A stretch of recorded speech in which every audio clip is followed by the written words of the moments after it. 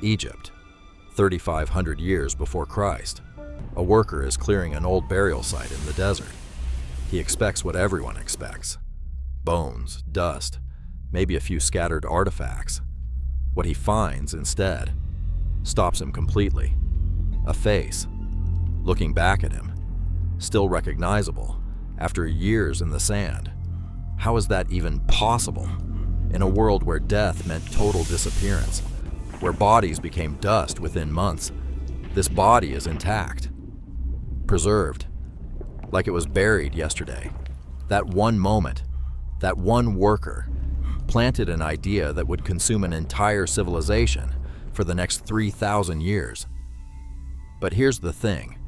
To understand why this mattered so much, you have to understand what Egyptians believed happened when you died. They didn't see death as an ending. They saw it as a transition, a door. And on the other side of that door, they called it the Field of Reeds. Not some vague spiritual afterlife. It was specific. Same house, same family, same work, but perfect, eternal. Sounds incredible, right? There was just one catch. To get there, your soul needed to come back. And to come back, it needed something to come back to: the body. See, Egyptians believed the soul had two parts: the ka, your life force, your energy, and the ba, everything else, your personality, your memories, everything that made you you. After death, both left, and then, in order to reach the Field of Reeds, both had to return, to unite, in the body. Without that, the soul just wandered, lost, forever. Not heaven, not hell, not punishment, just nothing, gone. So when that worker found a preserved body in the desert, he wasn't looking at a curiosity, he was looking at a miracle. Here's what had happened: the dry sand, the heat, the complete absence of moisture. They'd done something no one planned.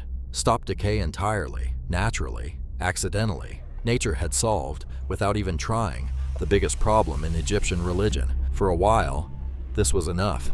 Bury the dead in the desert, let the sand do its work. Everything worked. But then Egypt changed.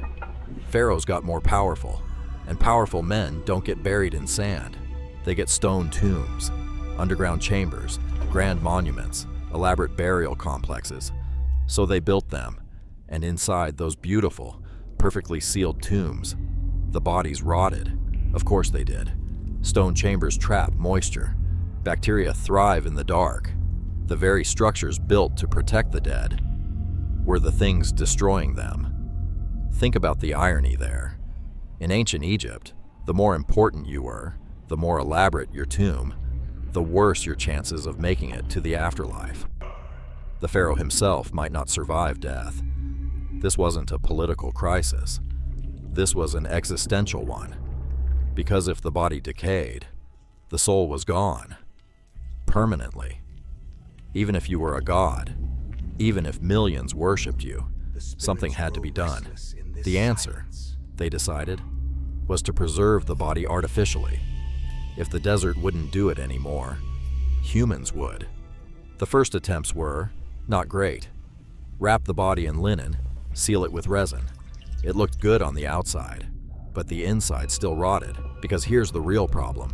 The organs, they're wet, warm, full of bacteria. Even inside the tightest wrapping, the body destroys itself from within. So priests went deeper, and what they discovered sounds absolutely horrific. You have to take everything out.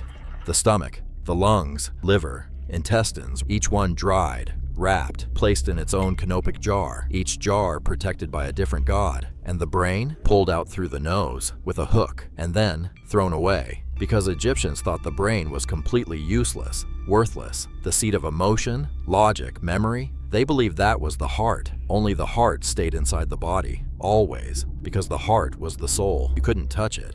And then they brought in natron, a natural salt from dry desert lake beds, packed around the body, inside and out, and they waited 40 days. In 40 days, natron pulls every trace of moisture from human flesh, every trace. What's left behind looks almost alive.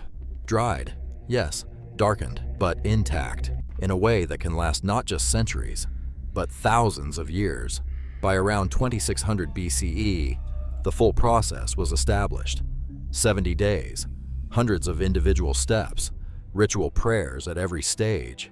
At first, only pharaohs could afford it, then nobles, then merchants, then anyone with enough money. By the time of Cleopatra, even animals were being mummified. Sacred cats, crocodiles, ibis birds, an entire civilization, organized in part around keeping bodies intact after death.